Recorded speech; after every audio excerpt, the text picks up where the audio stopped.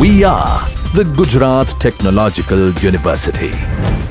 Since its inception over a decade ago, GTU has been empowering young and curating minds to realize their true potential.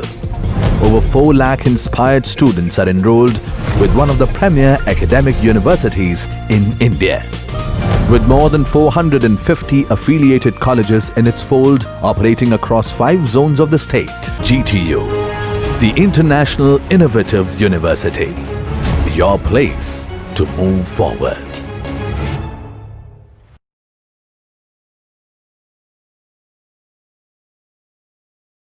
Everyone, આજે આપણે discuss કરશું maximum power transfer theorem.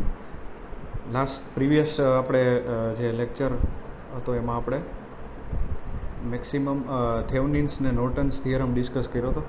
હવે થેવનિન અને Norton થિયરમની શું છે, એક limitation છે કે લિનિયર, આપણે એનું સ્ટેટમેન્ટમાં જ આપણે કહી દઈએ છીએ કે લિનિયર બાયલેટરલ નેટવર્ક, એટલે કે દાખલા તરીકે જો નેટવર્ક નોન લિનિયર હોય અથવા તો યુનિલેટરલ હોય તો થેવનિન અને નોર્ટન થિયરમ લાગુ પડતા નથી. ખ્યાલ આવી ગયો?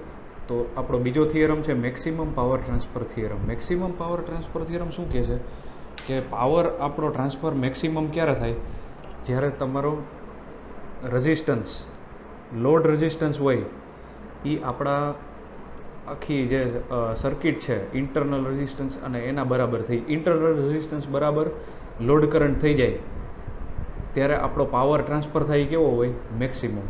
હવે આપણે આ સ્ટેટમેન્ટ આપી દીધું, એની પહેલાં તો પ્રૂફ આવશે, સાબિતી આવશે. ખ્યાલ આવી ગયો? સાબિતી આપણે પ્રૂફ કરશું, પછી આપણને મેથેમેટિકલી આપણે એને સાબિત કરશું, પછી એનું એક એક્ઝામ્પલ આપણે ડિસ્કસ કરીને મેક્સિમમ પાવર ટ્રાન્સફર થિયરમ સમજશું. તો પ્રૂફ ઓફ મેક્સિમમ, પહેલાં તો આ સર્કિટ આપણે જોઈ લ્યો. સિમ્પલ છે, એક બેટરી છે, એક લોડ છે, નાનો આર છે એ ઇન્ટરનલ રેઝિસ્ટન્સ છે, એટલે કે વોલ્ટેજ સોર્સનો ઇન્ટરનલ રેઝિસ્ટન્સ છે. વોલ્ટેજ સોર્સ કયો કે બેટરી કયો, બરાબર, બંને સેમ જ છે. હવે કરંટનું મારે સૂત્ર લખવું હોય, લોડ કરંટ બરાબર, લોડ કરંટ IL કયો કે સર્કિટ કરંટ કયો, બંને સેમ જ છે, કારણ કે જો રસ્તો એક જ છે. તો કરંટ આઈનું સૂત્ર લખવું હોય તો V/RI + RL. હવે RI એટલે આપણને ખબર છે નાનો આર પ્લસ મોટો આર, એટલે કે internal resistance plus circuit resistance, એ આપણો ટોટલ અવરોધ થશે, બરાબર. હવે power consume by the load, એટલે પાવરનો વપરાશ કેટલો કરે છે લોડ, તો એનું સૂત્ર શું છે, PL = I²RL, બરાબર. PL શું કામ લખ્યું છે, કારણ કે લોડ પાવર કન્ઝ્યુમ કરે છે, એટલે I²RL. હવે આઈની કિંમત આપણે મૂકી દઈ તો શું આવી જાય, V/RI + RL² × RL, બરાબર. હવે બેને સ્ક્વેર ઇન્ડિવિજ્યુઅલ આપી દો તો V² / RI + RL² × RL આવું થશે. હવે આપણને ખબર છે ગણિતના નિયમ પ્રમાણે મેક્સિમમ હોય ને એનું ડિફરન્સિએશન શું થાય છે, શૂન્ય થાય છે. તો ડિફરન્સિએશન ઓફ મેક્સિમમ ઇઝ 0, કારણ કે આપણે મેક્સિમમ પાવર ટ્રાન્સફર થયો છે એવું સાબિત કરવાનું છે. તો શરૂઆતમાં જ આપણે કન્ડિશન લેવી જોશે કે DPL / DRL, એટલે કે પાવરનું આપણે વિકલન કરી છીએ વિથ રિસ્પેક્ટ ટુ RL. RLના સાપેક્ષમાં આપણે પાવર PLનું વિકલન કરી છીએ, ડિફરન્શિએટિંગ PL with respect to RL. તો કન્ડિશન પ્રમાણે મેક્સિમમનું 0 હોય છે, તો DPL / DRL બરાબર શું થાય છે, 0, બરાબર. હવે PLની વેલ્યુ મૂકી દે. PLની વેલ્યુ શું છે, V² × RL / RI + RL². હવે ડિફરન્સિએશનના નિયમ પ્રમાણે V² હોય, કોન્સ્ટન્ટ હોય, બહાર આવી જાય, બરાબર. પછી ડિફરન્સિએશનનો નિયમ છે U/V રૂલ, એમાં નીચેનું બાર ઉપરનું ડેરિવેટિવ માઇનસ ઉપરનું બાર નીચેનું ડેરિવેટિવ છેદમાં નીચેનાનો સ્ક્વેર. તો આપણે એવી જ રીતે કરી છે. જો નીચેનું બાર એટલે કે RI + RL² મલ્ટીપ્લાય ઉપરનું ડેરિવેટિવ એટલે DRL / DRL, એટલે કે 1 થાય, એટલે મલ્ટીપ્લાય 1 લખ્યો છે, બરાબર.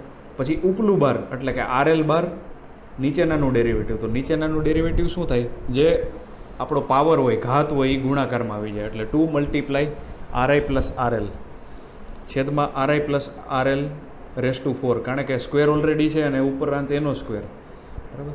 હવે જે ભાગાકારમાં RI + RL છે ⁴, એ = ની ઓલી સાઈડ વ્યા જાવ તો શૂન્ય સાથે ગુણાઈને 0 થઈ જશે.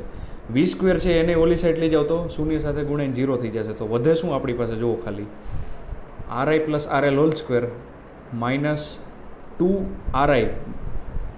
2RL multiply RI plus RL આવું વધે.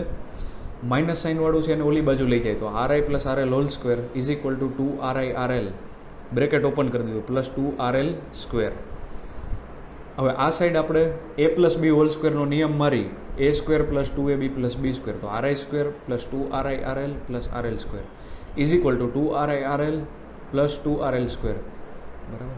હવે RI સ્ક્વેરને આપણે કરતા બનાવીને બાકીનું બધું ઓલી બાજુ લઈ જાય તો શું થઈ જાય 2RI RL plus 2RL square minus 2RI RL કારણ કે આ 2RL LHS સાઈડ હતું એ RHS સાઈડ આવી ગયું અને RL સ્ક્વેર એ ઓલી સાઈડ આવીને માઇનસ RL સ્ક્વેર થઈ ગયો છે.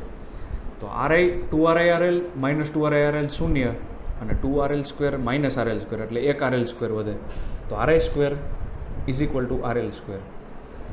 તો RL બરાબર RI એટલે કે લોડ કરંટ જ્યારે ઇન્ટરનલ રેઝિસ્ટન્સ બરાબર થઈ જાય ત્યારે આપણો પાવર શું હોય મેક્સિમમ ટ્રાન્સફર થયો કહેવાય. હવે પાવર ટ્રાન્સફર મેક્સિમમનું સૂત્રમાં આપણે RI બરાબર RL મૂકી દઈએ તો RL પ્લસ RL આવી જશે. તો RL પ્લસ RL કેટલા થાય 2RL 2RLનું હોલ સ્ક્વેર તો શું થઈ જાય 4RL સ્ક્વેર. બરાબર. તો આપણું પાવરનું સૂત્ર શું થશે RL ઉપર નીચે એકવાર કેન્સલ થઈ ગયા તો આપણું પાવરનું સૂત્ર શું થશે PLM બરાબર વી સ્ક્વેરના છેદમાં 4RI અથવા તો 4RL. તો આ તો મેક્સિમમ પાવર ટ્રાન્સફરની થિયરી.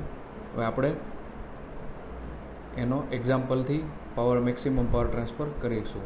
સ્ટેટમેન્ટ ખાસ યાદ રાખજો કે ઇન્ટરનલ રેઝિસ્ટન્સ જ્યારે લોડ રેઝિસ્ટન્સ બરાબર થઈ જાય ત્યારે મેક્સિમમ પાવર ટ્રાન્સફર થયો કહેવાય.